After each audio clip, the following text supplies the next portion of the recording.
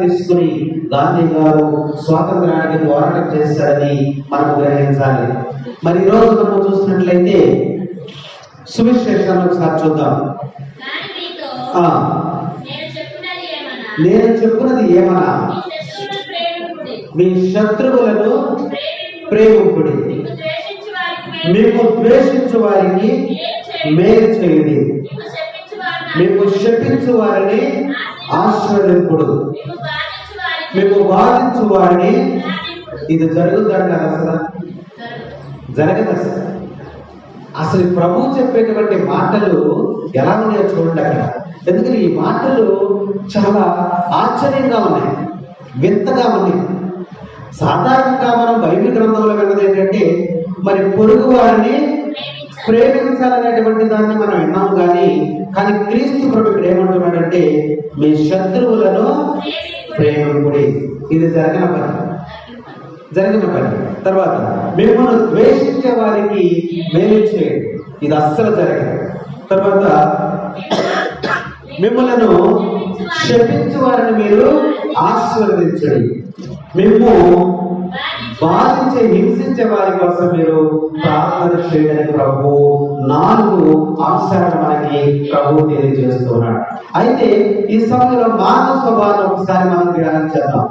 మానవ స్వభావం ఎలా ఉంది అంటే, ఎలా ఉంటుంది మానవ స్వభావం? మన స్వభావం ఎలా ఉంటుంది? తిట్టుకోవటం, కొట్టుకోవటం, పగలు పెంచుకోవటం ఎలా ఉంటుంది? సాధారణంగా ఒక దోమ ఉందనుకోండి, ఒక దోమ మనల్ని కుట్టింది అనుకోండి, మనకి బాధ కలుగుతా ఉంది. బాధ కలిగినప్పుడు, అయ్యో దోమ నన్ను కుట్టావా, వెళ్ళిపో అని అంటావా? వెంటనే ఏం చేస్తాము? వెంటనే దోమని చంపేస్తాం. ఆ చంపిన తర్వాత కానీ మన బాధ తీరదు. కాబట్టి మానవిక స్వభావము ఎతని వారిని ముందుగా ఏం చేయాలి? మనం బాధించే వారిని ఏం చేయాలి? చంపాలి. మానవ స్వభావం చంపేయాలి. వాడిని ఏదో రకంగా మనం ప్రతీకారము తీర్చుకోవాలనుకుంటున్నాం. అలాగే ఒక చిన్న పిల్లవాడిని తీసుకోండి. ఒక చిన్న పిల్లవాడిని తీసుకున్నట్లయితే, ఒక పిల్లవాడు ఎవరన్నా కొట్టాడు అనుకోండి, వాడిని కొట్టినప్పుడు వాడు ఏడుస్తూ ఉంటాడు, లేదా అరుస్తూ ఉంటాడు, లేదా కోపంగా ఉంటాడు. అప్పుడు మనం వెళ్ళి ఎందుకు రావండి కొట్టామని అవతల వాడిని 2 దెబ్బలు వేస్తాం అనుకోండి, వీడు వెంటనే ఏడుపు బాధ తగ్గిందంటారా? తగ్గల. ఎందుకు మానేశాడు? ఏడుపు ఎందుకు మానేశాడు? వాడు ఆడిని కొట్టాం అంటే వాడిలో ఏముంది? కోపం, పగ ఉంది.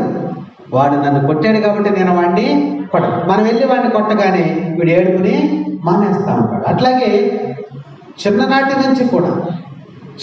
నుంచి కూడా ఆ యొక్క మానవునిలో పగ తీర్చుకునేటువంటి స్వభావం ఉంది.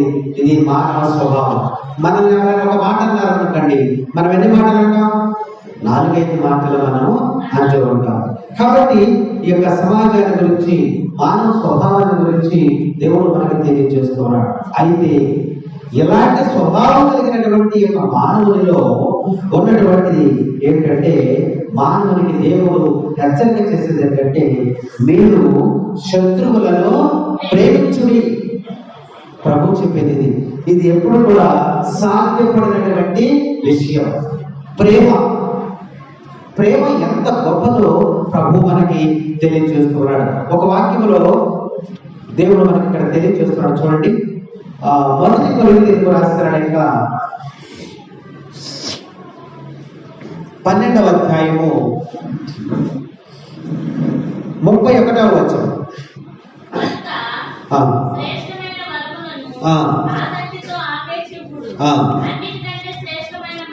అన్నిటికంటే శ్రేష్టమైనటువంటి మార్గము ఒకదానిని మీకు నేను చూపెదను, ప్రేమ.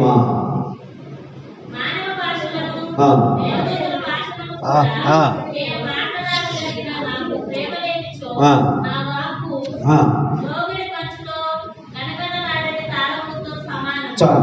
ఇక్కడ వాక్యంలో మీకు శ్రేష్టమైనటువంటి మార్గమును నేను ఇక్కడ చూపెదను అని ప్రభువు చెప్పారు. ఏమిటంటే ఆ మార్గము? ప్రేమ అనేటువంటి మార్గం. ప్రేమ అంటే ఏంటి? శ్రేష్టమైనటువంటి మార్గం చూపెదను అది ప్రేమ అని ప్రభువు చెప్తున్నాడు. ప్రేమ అంటే మనందరికీ తెలుసు. అయితే ప్రేమ అంటే ఏంటి? ఏం చెప్తారు మీరు? ప్రేమ అనే పదము 2 అక్షరాల పదం అందరికీ తెలుసు. కానీ ప్రేమ అంటే ఏంటి? చెప్పండి మరి, ప్రేమ అంటే ఏంటి?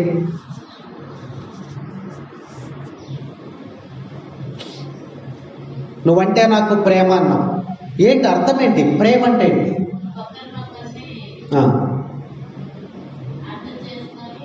ఒకరినొకరు అర్థం చేసుకోవటము ప్రేమ.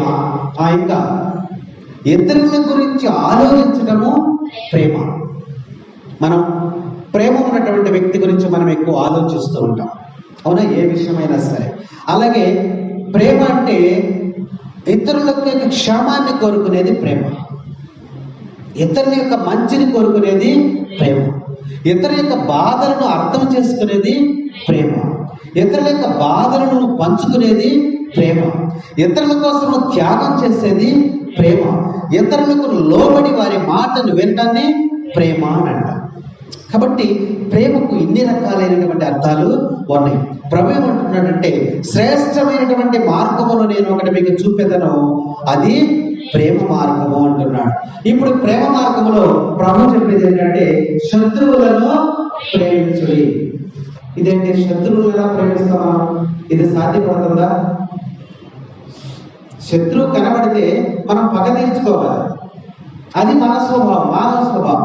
కానీ క్రీస్తు ఏమంటున్నాడంటే, మొట్టమొదట శత్రువులను ప్రేమించుడి. 32వ వచనం చదువు. మేము ప్రేమించిన వారినే మాత్రమే మీరు ప్రేమించినచో మీ ప్రత్యేకత ఏమి? మనం ఎవరైనా ప్రేమిస్తున్నారనుకోండి, మనం వాళ్ళని ప్రేమిస్తాం. మనల్ని ఎవరైనా ఇష్టపడుతున్నారనుకోండి, మనం వాళ్ళని ఇష్టపడతాం.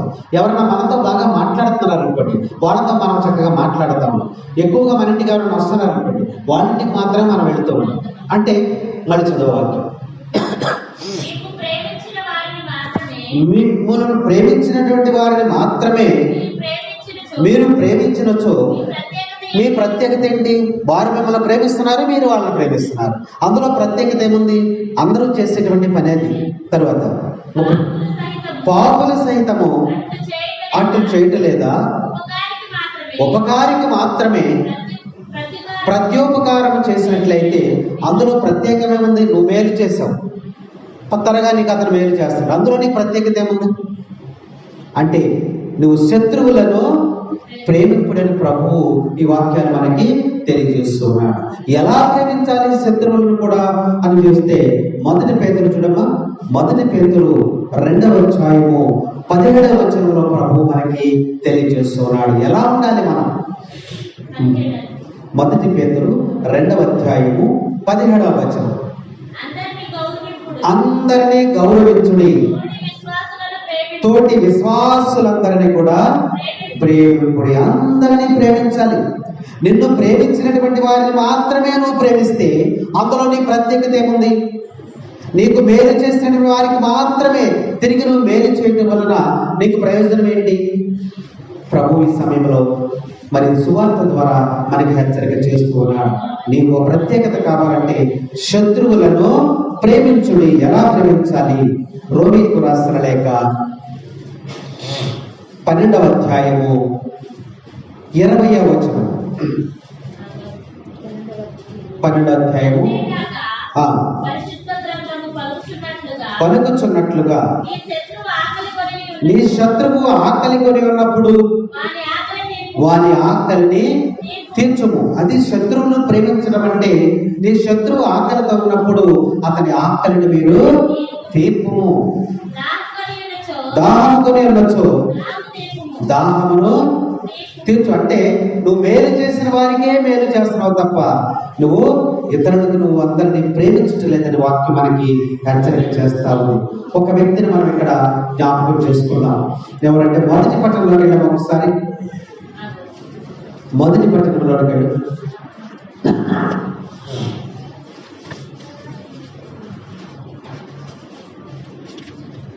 1 పట్టణంలోకి వెళితే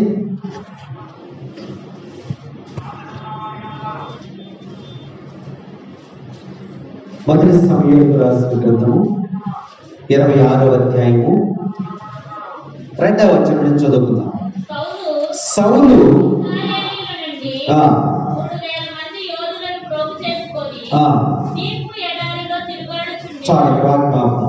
సౌలు రాజు దావీదుపై కొందరు చాడీలు చెప్పారు.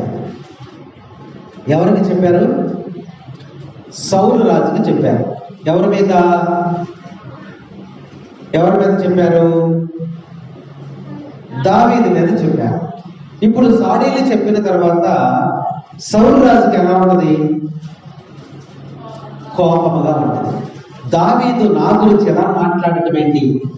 ఇవి సహజంగా మన ఇళ్లలో, మన గ్రామంలో, లేదా మన తిరిగేటువంటి పరిసరాల్లో కూడా మనకి జరుగుతూ ఉంటాయి. సౌలు రాజ్యాన్ని పడగొట్టడానికి దావీదు ప్రయత్నం చేస్తున్నాడని అనేక మంది కల్లబొల్లి కబుర్లు రాజు గారికి చెప్పారు.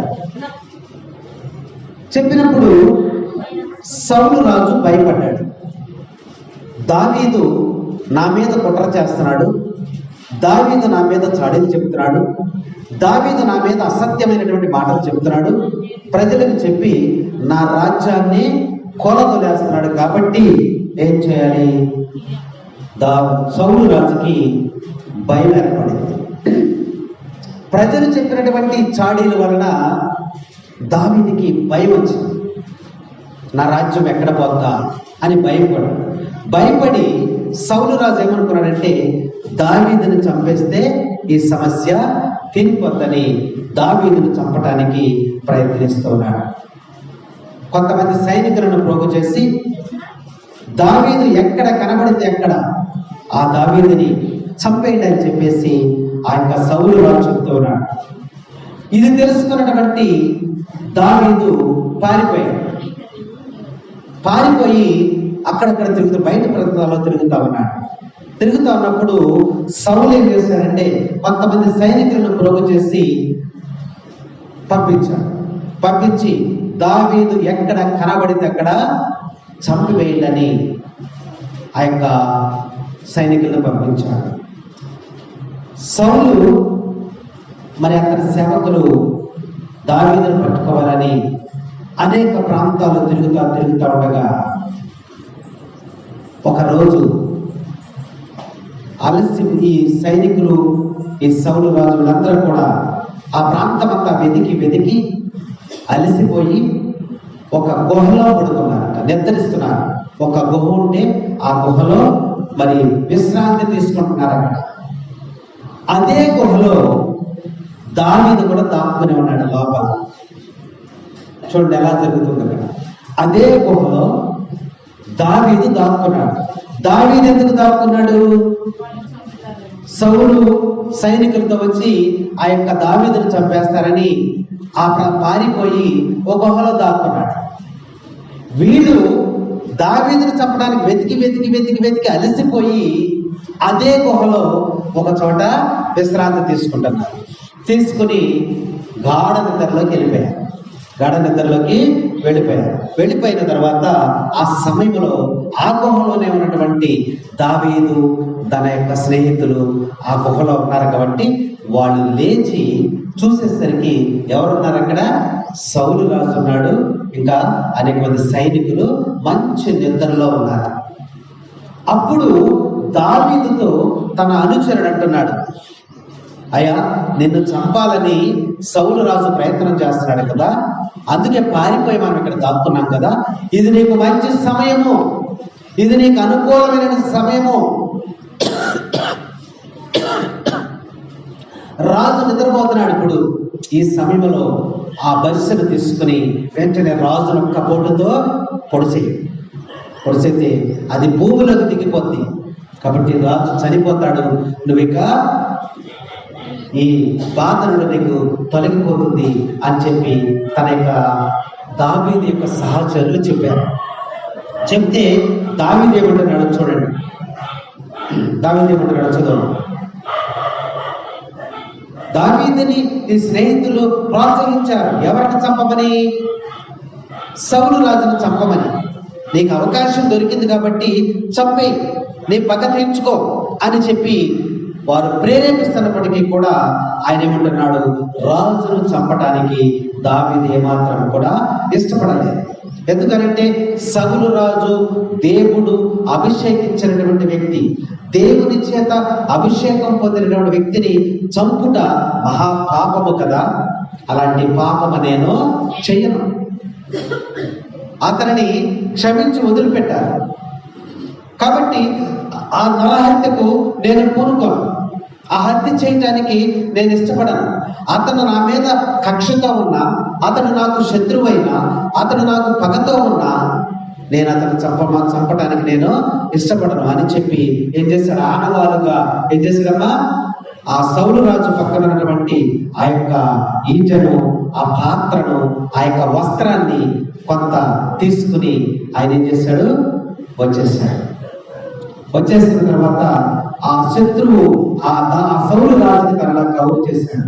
ఏమంటున్నాడంటే, నిన్ను చంపాలనుకుంటే ఆ గుహలో నువ్వు గాఢ నిద్రలో ఉన్నప్పుడే నిన్ను నేను చంపేసేవాడిని. నీ వద్దకు వచ్చాను, నీ పక్కనే నిలబడ్డాను, ఇదిగో నీ వస్త్రాన్ని తీసుకొచ్చాను, ఇదిగో నీ పాత్రను తీసుకుని వచ్చాను, నీ పక్కన నన్ను వీటితో ఒక్క పోటు పొడిస్తే నువ్వు చనిపోయేవాడివి, కానీ నిన్ను నేను ప్రేమిస్తూ ఉన్నాను, నేను చంపటం లేదు అని చెప్పి అదిగో సూచనగా నీ వస్త్రాన్ని నేను తీసుకొచ్చానని కౌరు చేసిన తర్వాత ఈ యొక్క రాజు ఏం చేశాడమ్మా, ఈ యొక్క సౌలు రాజు పశ్చాత్తాపడ్డాడు. అయ్యో, నేను దావీదును చంపాలనుకున్నాను కాబట్టి శత్రువైనటువంటి నా మీద ఎంత సహనాన్ని చూపించాడో, ఎంత జాలి చూపించాడో, ఎంత కనికరము చూపించాడని ఈ సౌలు మహారాజు ఏం చేశాడమ్మా, జాలి పడ్డాడు, పరివర్తన చెంది దావీదుకి కౌరు చేసినట్లుగా ఇక్కడ వాక్యాలు మనకి తెలియజేస్తూ ఉన్నాయి. కాబట్టి శత్రువైన సౌలు ఎడల ఎంత సహనాన్ని చూపించాడో మనం ఇక్కడ దావీదుని బట్టి మనం జ్ఞాపకం చేసుకోవాలి. అట్టి సహనాన్ని మనం కలిగి ఉండాలని ఈరోజు ప్రభు మనకి తెలియజేస్తున్నాడు. కాబట్టి ప్రభు చెప్పినటువంటి ఈ యొక్క మాటలలో మొట్టమొదటిది ఏంటమ్మా, శత్రువులను ప్రేమించుడి. ఎవరి శత్రువులు? నీకెవరైనా శత్రువులు ఉన్నారా? వాక్యంలో మనం చూసినట్లయితే శత్రువులు ఎక్కడి నుంచి వస్తారంటే నీ కుటుంబంలో నుంచే నీ శత్రువులు వస్తారు. వాక్యంలో చక్కగా రాయడు, నీ కుటుంబంలో నుంచే నీ శత్రువులు. నీ భార్య నీకు శత్రువు, నీ భర్త నీకు శత్రువు, నీ బిడ్డలు నీకు శత్రువులుగా ఉన్నారేమో ఒకసారి నువ్వు ఆలోచన చేయమని గ్రంథం మనకు చక్కగా తెలియజేస్తా ఉంది. అందుకనే శత్రువుల ఎడల పగ తీర్చుకొనకుండా నువ్వు సహనం కలిగి వారిని ప్రేమించాలి. నీ ప్రేమ చేత వారు పరివర్తన చెందుతారని ప్రభు మనకి తెలియజేస్తున్నాడు. పగ తీర్చుకొనకుండా ప్రేమించి క్షమించి వదిలిపెట్టినటువంటి వారు కూడా కొంతమంది గ్రంథంలో మనకున్నారు. మత్తయి శుభవార్త 6వ అధ్యాయం చూద్దాం.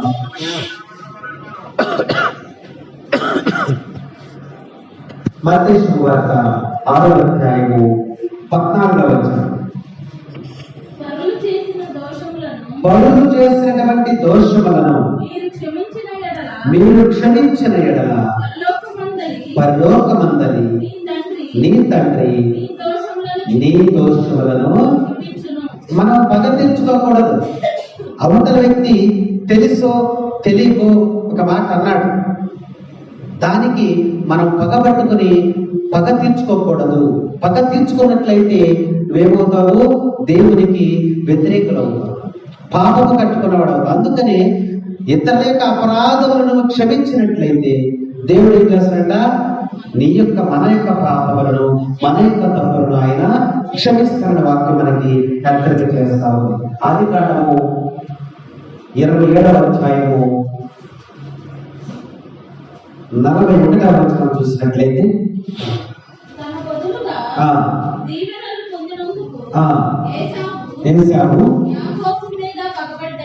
చూసారా, తండ్రి దగ్గర నుంచి ఏశావు యాకోబుపై పగపట్టాడు. తండ్రి వద్ద నుంచి ఆ యొక్క ఆశీర్వచనం దీవెనలు పొందినందుకు ఏశావు ఏం చేశాడమ్మా? యాకోబు మీద పగబట్టాడు. అంటే పగబట్టడం అంటే ఏంటి? అవకాశం దొరికినప్పుడు అతనిని అవసరమైతే చంపేయటానికి కూడా అతను సిద్ధపడతాడు. అతన్ని నష్టపరచడానికి ప్రయత్నించాడు. పగబట్టెను అని ఇక్కడ వాక్యంలో రాయబడి ఉంది. అదే అధ్యాయంలో 33వ వచనము 33వ అధ్యాయము 4వ వచనం ఒకసారి చూసినట్లయితే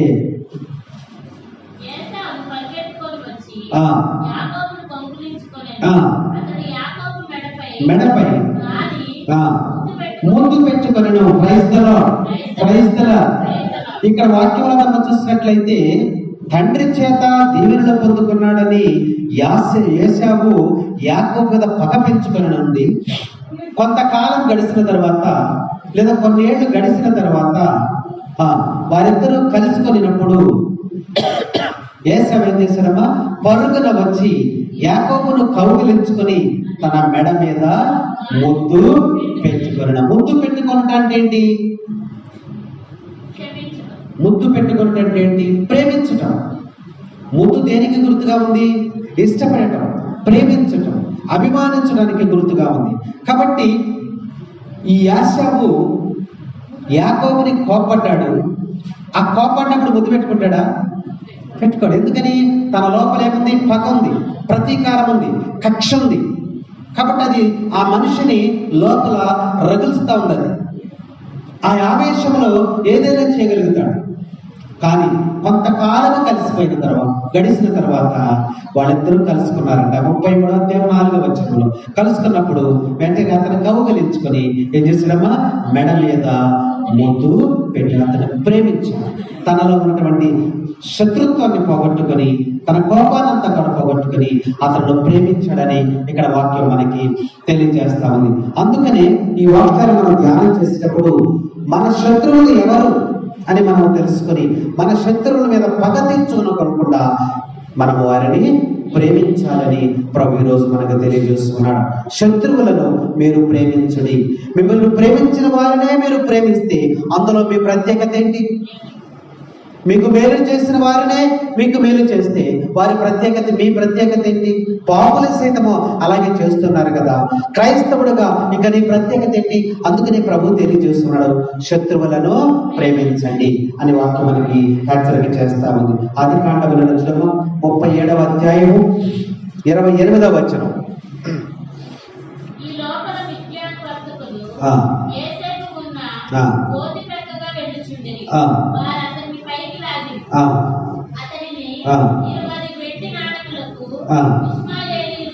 అమ్మి వేస్తే ఇక్కడ యోసేపు గారు మనకు తెలుసు. ఆ యొక్క అన్నలు యోసేపు గారిని ఏం చేశారు? గోతులో పడేస్తారు. గోతులో పడేస్తే చచ్చిపోతాడరా, వీడిని గోతులో పడేసేయండి అని చెప్పారు. ఎందుకు అంత కోపం పెంచుకున్నారు వాళ్ళు? కోపం ఎందుకు పెంచుకున్నారు? పగ ఎందుకు వచ్చింది? తన తండ్రి యోసేపు గారి తండ్రి, యోసేపు చిన్న కొడుకు, ఆ సంతానంలో చిన్న కొడుకును ప్రేమించి ఒక కొత్త అంగీని కొనిపెట్టాడంట, కొత్త బట్టలు కొనిపెట్టాడు.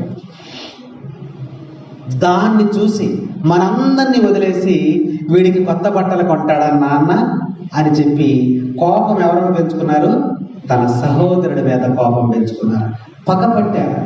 పగబట్టి వీడిని ఏం చేద్దాము? గోతులో పడేసేద్దాం, వాడే చేస్తాడు అని చెప్పి ఆ గోతులో పడేస్తారు. వెళ్ళారు అక్కడ పడేయటం. అయ్యా పొలంలో పని చేద్దామరా అని తీసుకెళ్ళి వాడిని గోతులో తోసేద్దామని నమ్మించి తీసుకెళ్లారు. ఆ దారిలో వెళ్ళేటప్పుడు ఆ సాధులలో పెద్దవాడైన ఒక ఆయన అంటున్నాడు, అరా వాడిని గోతులో పడేయడం వల్ల మనకేమి లాభం? చచ్చిపోతాడు, అంతే కదా. దానివల్ల మనకి ఏమైనా లాభం ఉందా? లేదు. అందుకని వీడిని ఏం చేద్దాము? అమ్మేద్దాం. అమ్మేద్దాం ఏమొస్తాయి? డబ్బులు వస్తాయి. డబ్బులు వస్తే ఏం చేయొచ్చు? ఆ డబ్బుతో మనము కొంతకాలం చక్కగా జీవించవచ్చు అని చెప్పి వాళ్ళు ఆలోచన చేశారు. అంటే తండ్రి తన కుమారునికి ఒక అంగీ కొనిస్తే దానికి ఆ తమ్ముడి మీద శత్రుత్వాన్ని పెంచుకున్నారు. చూసారా, పగను పెంచుకున్నారు. అందుకని ప్రభు ఏమంటున్నాడంటే నీ శత్రువును ప్రేమించము. ఇక్కడ యోసేపుకి శత్రువులు ఎక్కడి నుంచి వచ్చారు? ఎక్కడో పొరుగు నుంచి వచ్చారా? పొరుగు దేశం, తన కుటుంబం నుంచే. కాబట్టి నీ శత్రువులు ఎక్కడున్నారంటే నీ కుటుంబంలోనే ఉన్నారు. నీ తల్లే నీకు శత్రువు కావచ్చు, నీ తండ్రే నీకు శత్రువు కావచ్చు, నీ సహోదరులే నీకు శత్రువు కావచ్చు, నీ స్నేహితులే నీకు శత్రువు కావచ్చు, నీ భార్య నీకు శత్రువు కావచ్చు. నీ కుటుంబం నుండే శత్రువులు బయలుదేరుతారు. నువ్వు గమనించని వాక్యం మనకి హెచ్చరిక చేస్తాము. కాబట్టి ఇక్కడ యోసేపు గారికి శత్రువులు ఎవరు? తన రక్తం పంచుకుంటున్న అందరూ కూడా రక్త సంబంధికులైనటువంటి తన యొక్క సహోదరుల అన్నదమ్ములే శత్రువులైపోయారు. కానీ 45 అధ్యాయం 4-5 వచనాలు చూసినట్లయితే, ఆది కాండము 45 అధ్యాయం 4-5 వచనాలు.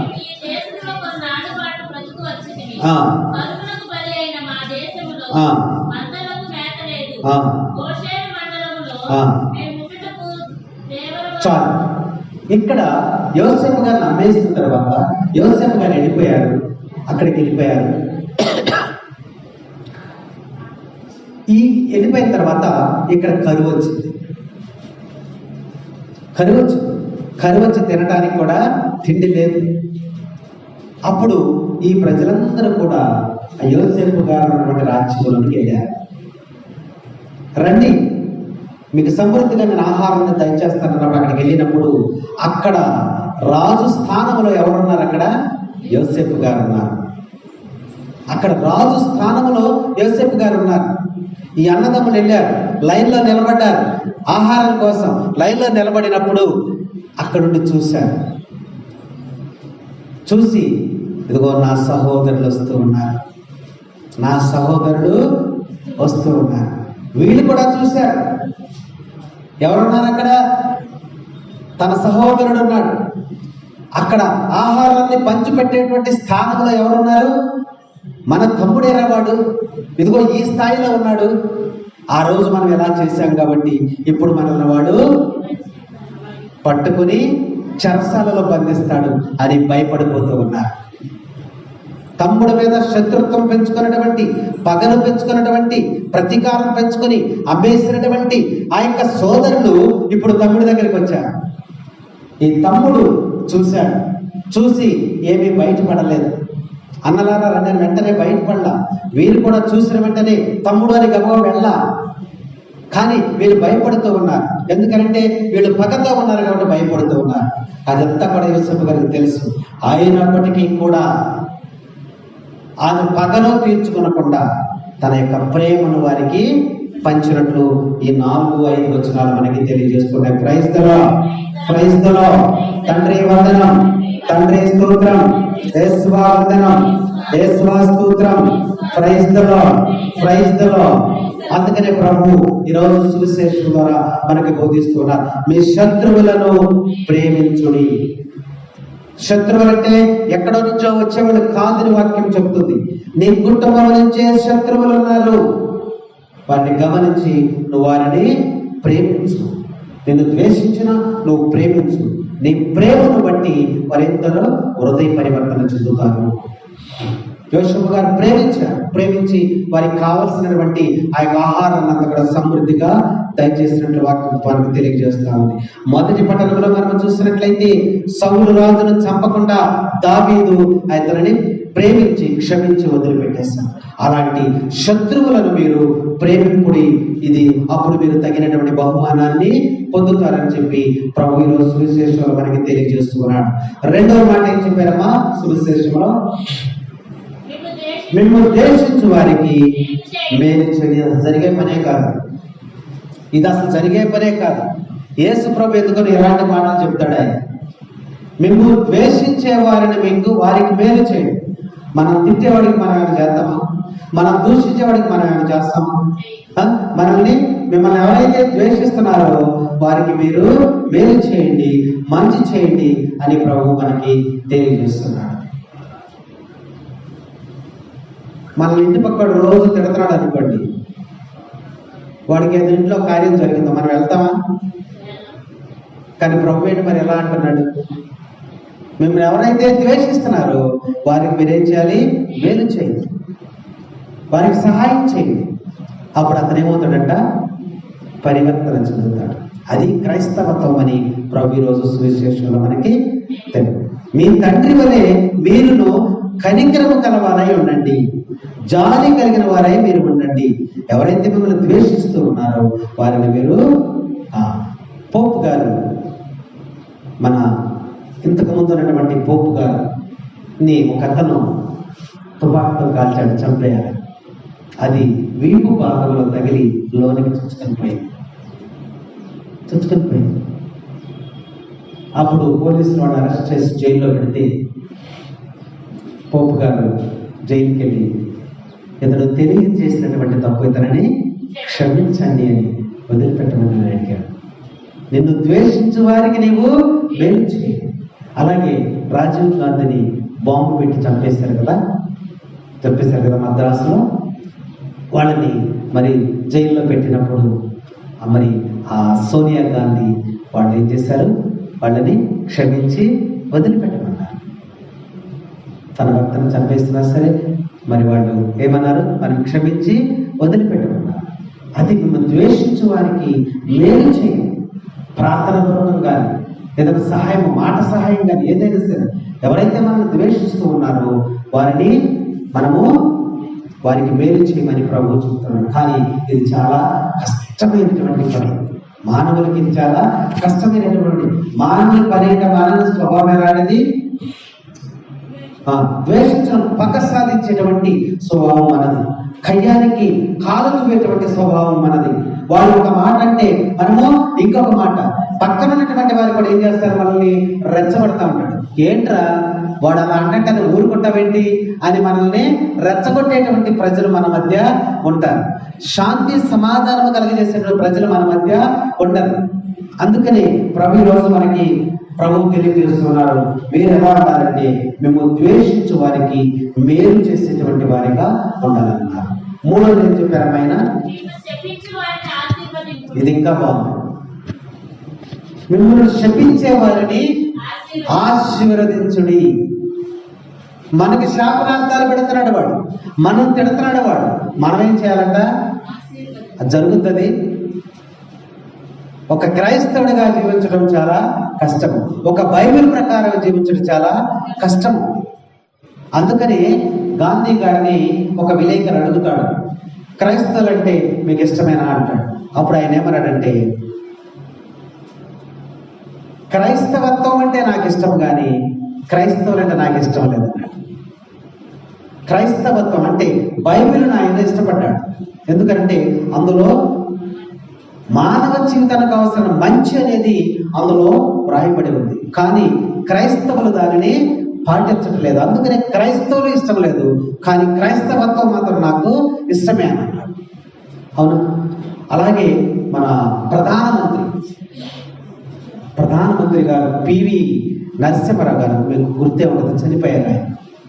ఆయన్ని ఒక విలేకరులు అడిగినప్పుడు, అయ్యా ఈ మత బోధకులు క్రైస్తవులు ఉన్నారు చూసారా, వీరు బోధలన్నీ కూడా మత మార్పిడి చేసుకున్నారు, అనేక మందిని తన మతంలోనికి మార్చుకుంటున్నారు, దాని మీద మీరేమంటారు అని చెప్పి ఆ యొక్క ప్రధానమంత్రి గారిని విలేకరు అడిగినప్పుడు ఆయన చెప్పాడు, వాళ్ళు మతం మారుస్తున్నారన్న సంగతి గురించి నాకైతే తెలియదు, కానీ మనుషులు మాత్రం వారు మారుస్తున్నారు. ఎవరిని? బందిపోట్లను, దొంగలను, హత్యలు చేసినటువంటి వారిని, ఎలాంటి వ్యక్తులకు తను బోధించి వారిని మనుషులుగా మారుస్తున్నారు. ఇది మాత్రం సత్యం అని చెప్పి ఆయన మాట్లాడినట్టు మరి పత్రికల్లో వచ్చింది. క్రైస్తవుల పరిశుద్ధ గ్రంథము మనకు తెలియజేస్తా ఉంది, మేము శపించినటువంటి వారిని మీరు ఆశీర్వదించుడని క్రీస్తు ప్రభువు మరి 3వ మాటగా మనకి తెలియజేస్తూ ఉన్నారు. 4వ మాట ఏంటమ్మా? మేము బాధించు వారికై చేస్తారా? మీరు ఎవరి కోసం? మిమ్మల్ని బాధ పెట్టేవారు ఉన్నారు, లేరు అనొద్దు. భర్త భార్యను బాధ పెడుతున్నాడు, భార్య భర్తను బాధ పెడుతుంది, లేదా అత్త కోడలను బాధ పెడుతుంది, కోడలు అత్తను బాధ పెడుతున్నారు, బిడ్డలు తల్లిదండ్రులను బాధ పెడుతున్నారు, తల్లిదండ్రులు బిడ్డలను బాధ పెడుతున్నారు, స్నేహితులు స్నేహితులను బాధ పెడుతున్నారు. ఇలాంటి రకాలు ఇవన్నీ కూడా ఉన్నాయి. మిమ్మల్ని బాధించే వారికై మీరు ప్రార్థన చేయడం 4వ అంశం ప్రభువు తెలియజేసినటువంటిది. ఇది చాలా ముఖ్యమైనటువంటి అంశం. ఎప్పుడైనా మనం ప్రార్థన చేస్తామా? మనల్ని బాధ పెట్టేవాడు చాలా మంది ఉన్నారు. వారి కోసము మనం ప్రార్థన ఎప్పుడైనా చేసామా? లూకా శుభవార్త 23వ అధ్యాయము 24వ వచనం మనం చూసినట్లయితే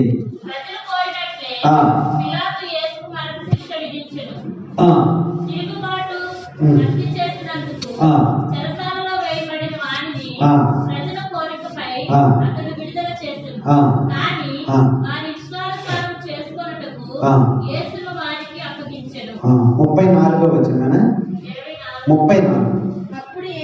అప్పుడు యేసు తండ్రి వీరేమి చేయుచున్నారో వీరు ఎరుగరు, వీరిని క్షమింపుడు అని పలికారు. చూసారు, ఆయన సిలువేస్తా ఉన్నాడు, ఆయన బాధ పెడుతూ ఉన్నారు, ఆయన ద్వేషిస్తూ ఉన్నారు, ఆయన శపిస్తూ ఉన్నారు.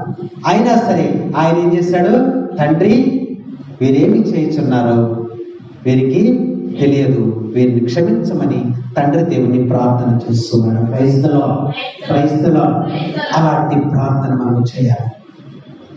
మోకరించి ప్రార్థన చేయాలి. నా భార్య నన్ను బాధ పెడుతుందయ్యా, నా భార్యని తెలియక చేస్తున్నటువంటి తప్పని, తెలియక ఆ విధముగా ఆమె ఈ విధముగా ప్రవర్తిస్తూ ఉంది, ఆమెను క్షమించయ్యా అని భర్త ప్రార్థన చేయాలి. అలాగే భార్య, అయ్యా నా భర్త నన్ను బాధిస్తూ ఉన్నాడు, నన్ను వేధిస్తూ ఉన్నాడు, కాబట్టి తెలియక చేసేటువంటి ఈ యొక్క తప్పుని క్షమించయ్యా అని ప్రార్థన చేయాలి. ప్రభుదే తెలియజేస్తున్నాడు, తండ్రి వీరేమి చేయించున్నారో వీరు వెరుగరు కనుక వీరిని క్షమించయ్యా అంటే తనలో ప్రేమతో నిండినటువంటి హృదయం. నీలో హృదయంలో ప్రేమ లేకపోతే నువ్వు క్షమించవు. నీ హృదయం ఎప్పుడైతే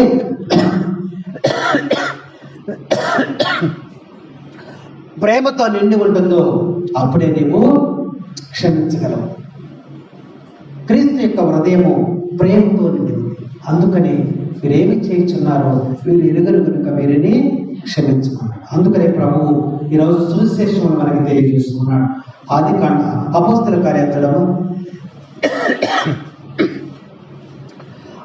కార్యములు 7వ అధ్యాయము 60వ వచనం.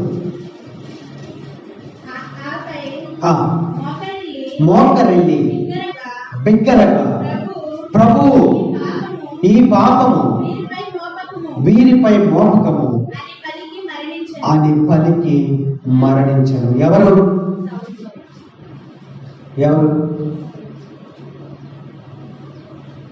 సైఫన్. ఎవరు? సైఫన్.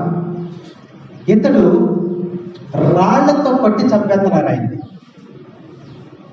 రాళ్లతో కొట్టి చంపుతున్నారు. రాళ్ల దెబ్బలు తింటూనే మోక్కరించి ప్రార్థన చేశారు. చదవ వాక్యం వల్ల మోకరి అంటే రాళ్లతో కొట్టి కొట్టి కొట్టి చంపేస్తున్నారు. చావు బతుకుల్లో ఉన్నాడు చివర.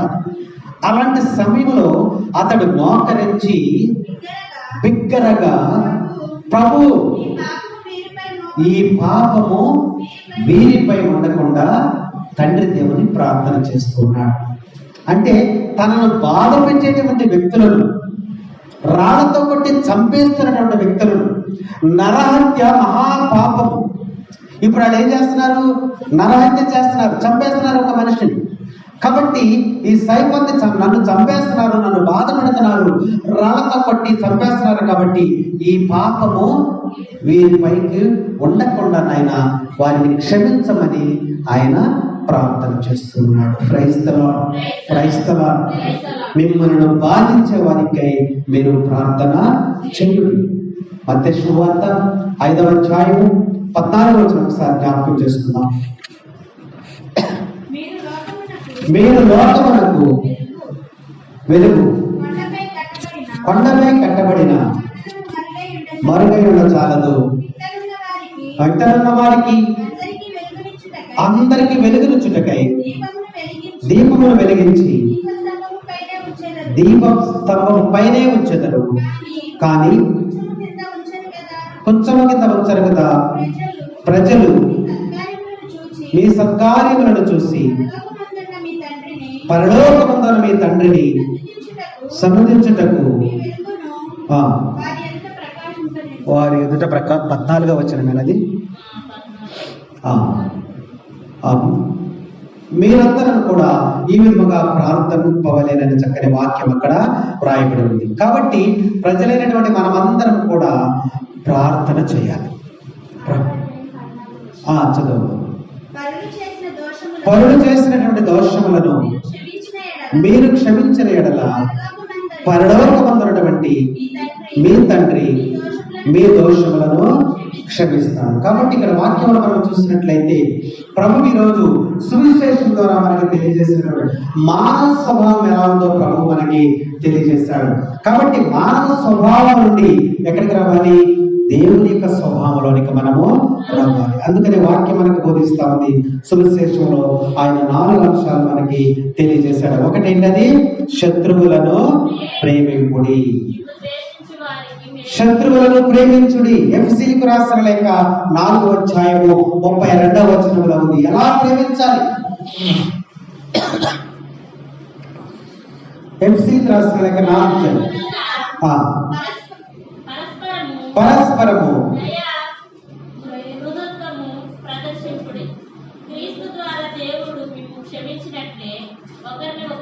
ఒకరినొకరు ప్రేమించడం అంటే ఒకరినొకరు క్షమించుకోవడం.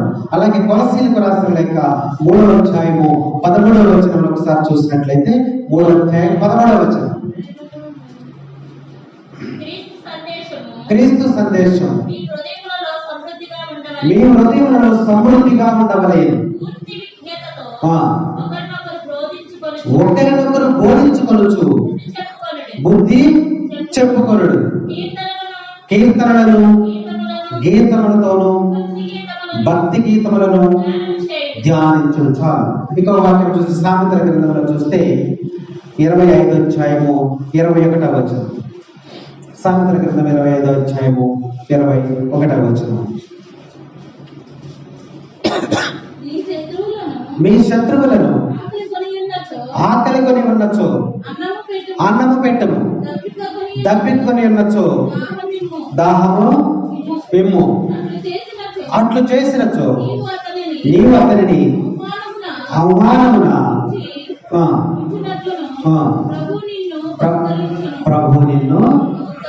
ప్రభు తగినటువంటి బహుమానాన్ని మనం శత్రువులను ప్రేమించినప్పుడు, శత్రువులను ఆదరించినప్పుడు ప్రభు మనకి తగినటువంటి బహుమానాన్ని మనకి, దానివల్ల మనం నష్టపోయేదేమీ కూడా లేదు. అందుకనే ఈ లోకంలో లోకాన్ని మనం చూసినట్లయితే అనేకమైనటువంటి హత్యలు, అనేకమైన దొంగతనాలు, అనేకమైన ఎందుకు జరుగుతున్నాయి అంటే మరి చక్కని మన ఈ మధ్య కూడా ఒక వ్యక్తి నాకు తెలియజేశాడు. ఏంటంటే తండ్రిని చంపేశాడు. తన కుమారులిద్దరు కూడా తండ్రిని చంపివేశాడు. ఎందుకు చంపారు తండ్రిని అంటే, తండ్రి తన బిడ్డల్ని భార్యని చంపేయాలని కిరాయి మనుషులను మాట్లాడాడు. 1,50,000 అంటే 1,00,000 రూపాయలు ఇస్తే మనుషులను చంపేస్తున్నారు. అర్థమైందా? 1,50,000కి తన భార్యని తన ఇద్దరి కుమారుల్ని చంపేయటానికి కిరాయి హత్య చేసేటువంటి వారిని మాట్లాడారంట. వాడిని చంపడానికి ఒక రోజు ఇంటికి వచ్చేసారంట. వస్తే వీళ్ళ ముగ్గురు తప్పించుకొని పారిపోయారంట. పారిపోయి బయటకు వెళ్ళిపోయారు. ఎక్కడికి? అటు కర్నూలు దగ్గరికి అక్కడికి వెళ్ళిపోయారంట. వెళ్ళిపోయి బతికుంటే మనల్ని ఎలాగైనా చంపేస్తాడు కాబట్టి వాడినే మనం చంపేస్తే ఇక మనకి ఇబ్బంది ఉండదని భార్య ఇద్దరు బిడ్డలు కలిసి తండ్రిని చంపేశారు. పగ తీర్చుకోవడం మానవ స్వభావం. అది ఒకరినొకరు పగ తీర్చుకునేటువంటి స్వభావము మానవుని యొక్క స్వభావం. అలా కాకుండా దేవుడు ఈరోజు మనకు తెలియజేశాడంటే ఏమంటున్నాడు? శత్రువులను ప్రేమించండి. రెండోదండి మేము ద్వేషించు వారికి మేలు చేయండి. మూడవది ఏంటి? మిమ్మల్ని శపించు వారిని మీరు ఆశీర్వదించండి. తర్వాత ఇంకోటి, మిమ్మల్ని బాధించు వారి కొరకై మీరు ప్రార్థన చేయండి అని ప్రభు ఈరోజు సువిశేషం ద్వారా మనకి హెచ్చరిక చేస్తున్నాడు. అప్పుడు తగినటువంటి బహుమానాన్ని దేవుడు మనకి దయచేస్తాడు. తండ్రి వలె మీరు కూడా కనికరము కలవారై జీవించండి వాక్యం మనకి హెచ్చరిక చేస్తాము. సువిశేషంలో ఇంకొకటి చూడము, ఇక్కడ